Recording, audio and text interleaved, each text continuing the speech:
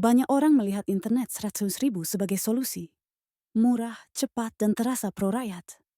Tapi dalam logika strategis, harga rendah hampir tidak pernah berdiri sendiri.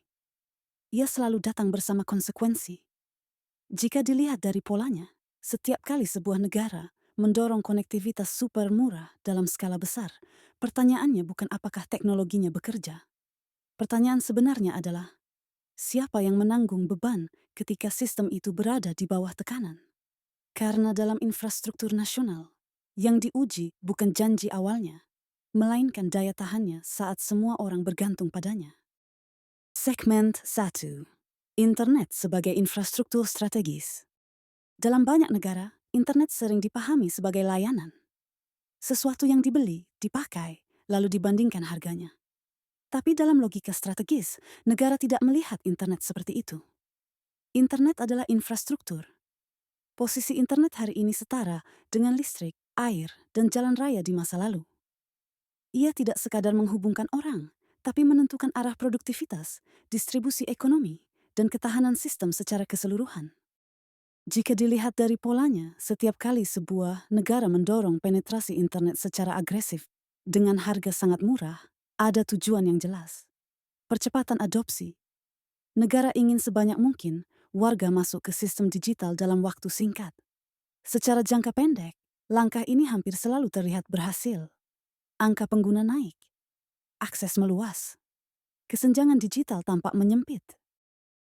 Namun pola yang sama juga menunjukkan sisi lain.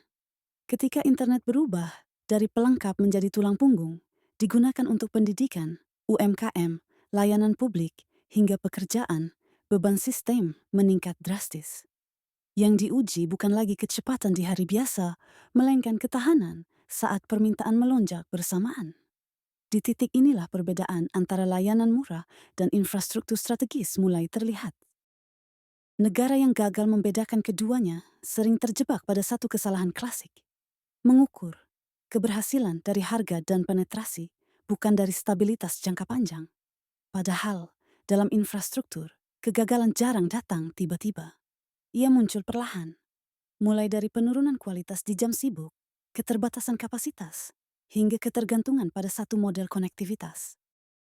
Masalahnya bukan apakah internet murah itu baik atau buruk. Masalahnya adalah posisi internet itu sendiri.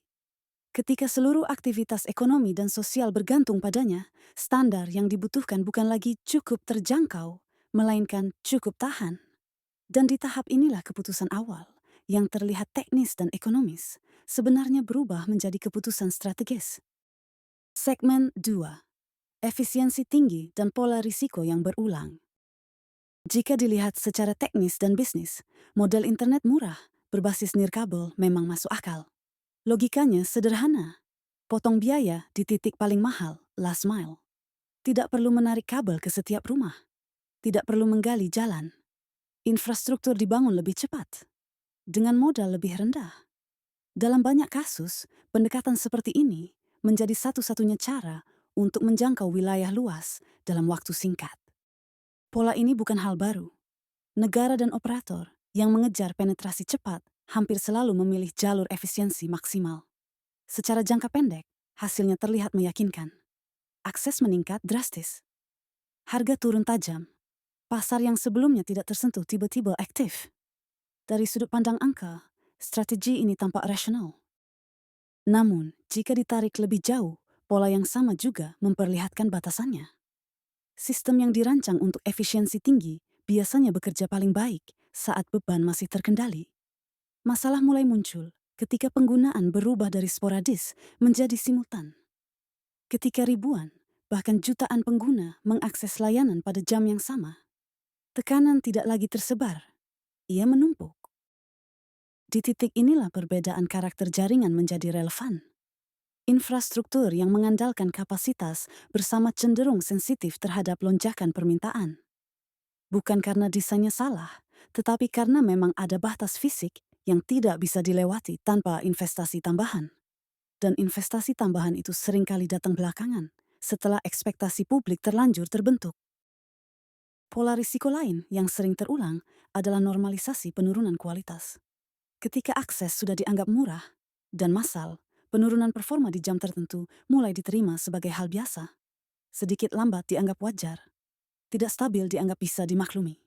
Perlahan, standar bergeser. Bukan karena tidak ada alternatif, tapi karena sistem sudah terlanjur bergantung. Masalahnya bukan pada satu teknologi atau satu kebijakan. Masalahnya ada pada urutan. Ketika ekspansi didahulukan, sementara ketahanan dikejar belakangan, negara seringkali menemukan dirinya terjebak dalam sistem yang sulit diperbaiki tanpa biaya besar. Dan pada tahap itu, ruang manuver menjadi jauh lebih sempit.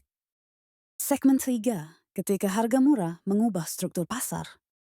Untuk memahami risiko jangka panjang, kita perlu melihat apa yang biasanya terjadi setelah internet murah berhasil masuk secara masif. Polanya relatif konsisten.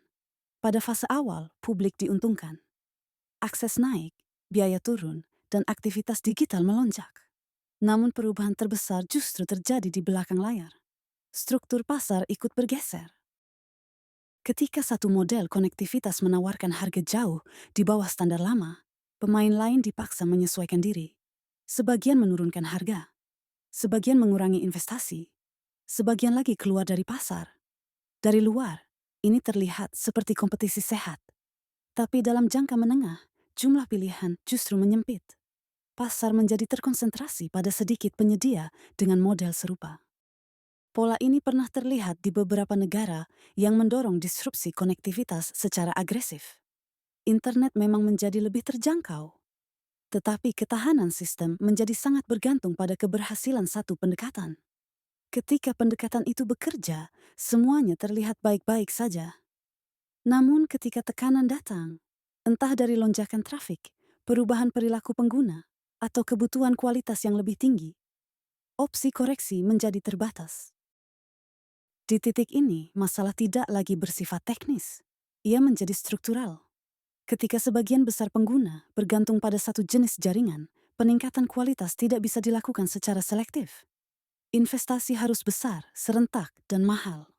Dan biaya itu pada akhirnya harus kembali ke pengguna, baik secara langsung maupun tidak. Ada satu pola penting lain yang sering luput diperhatikan. Internet murah mengubah ekspektasi publik. Konektivitas tidak lagi dilihat sebagai infrastruktur yang perlu dijaga kualitasnya, tetapi sebagai komoditas yang harus selalu murah. Ketika ekspektasi ini menguat, ruang untuk menaikkan standar menjadi semakin sempit. Setiap upaya peningkatan biaya akan selalu terlihat sebagai kemunduran, bukan penyesuaian. Masalahnya bukan pada niat awal. Masalahnya adalah efek lanjutan. Ketika harga menjadi satu-satunya ukuran keberhasilan, negara berisiko membangun sistem digital yang besar, cepat, tapi rapuh. Dan dalam sistem seperti itu, ketahanan bukan lagi default, ia menjadi pengecualian. Bagian 4, taruhan Indonesia dalam 5-10 tahun ke depan. Jika semua pola ini ditarik ke konteks Indonesia, pertanyaannya menjadi lebih spesifik. Bukan lagi soal apakah internet murah dibutuhkan, tetapi bagaimana posisi internet itu dalam arsitektur nasional ke depan. Karena dalam 5-10 tahun, internet tidak lagi menjadi pendukung. Ia menjadi fondasi. Indonesia sedang bergerak ke fase di mana pendidikan, layanan publik, UMKM, hingga pekerjaan informal semakin bergantung pada konektivitas stabil. Di tahap ini, gangguan kecil tidak lagi bersifat teknis. Ia berdampak ekonomi. Keterlambatan akses berarti transaksi tertunda. Ketidakstabilan berarti produktivitas turun. Dan ketika jutaan orang mengalami hal yang sama secara bersamaan, efeknya menjadi sistemik. Pola risiko yang perlu diperhatikan adalah ketergantungan. Ketika sebagian besar akses nasional bertumpu pada satu pendekatan dominan, ruang adaptasi menyempit. Jika kualitas perlu ditingkatkan, biayanya tidak bisa lagi bertahap. Ia harus besar dan cepat. Jika tidak, negara menghadapi dilema klasik, mempertahankan sistem yang tidak ideal atau membongkarnya dengan biaya tinggi. Ada juga risiko yang lebih halus, pembentukan standar nasional yang rendah. Ketika konektivitas massal dibangun dengan toleransi tinggi terhadap penurunan kualitas, ekspektasi publik ikut menyesuaikan. Kualitas yang seharusnya menjadi minimum berubah menjadi target maksimal. Dalam jangka panjang, ini memengaruhi daya saing digital. Bukan karena talenta kurang, tetapi karena infrastrukturnya tidak mendukung lonjakan kualitas. Masalahnya, risiko seperti ini jarang terlihat di awal. Ia muncul saat sistem sudah terlanjur besar, saat ketergantungan sudah terbentuk, dan saat koreksi tidak lagi murah. Inilah sebabnya keputusan yang terlihat teknis hari ini sebenarnya adalah keputusan strategis. Taruhan Indonesia bukan pada murah atau mahalnya internet. Taruhannya ada pada apakah sistem yang dibangun hari ini cukup lentur untuk menanggung beban ekonomi digital di masa depan. Karena ketika fondasi tidak siap, percepatan justru bisa menjadi titik rapuh, bukan keunggulan. Bagian terakhir penutup.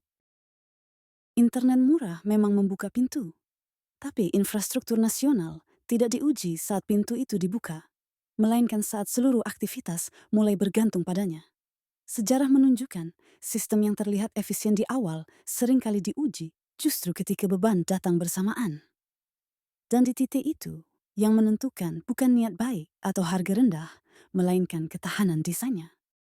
Indonesia sedang mempercepat digitalisasi. Itu tidak bisa dihindari. Pertanyaannya hanya satu.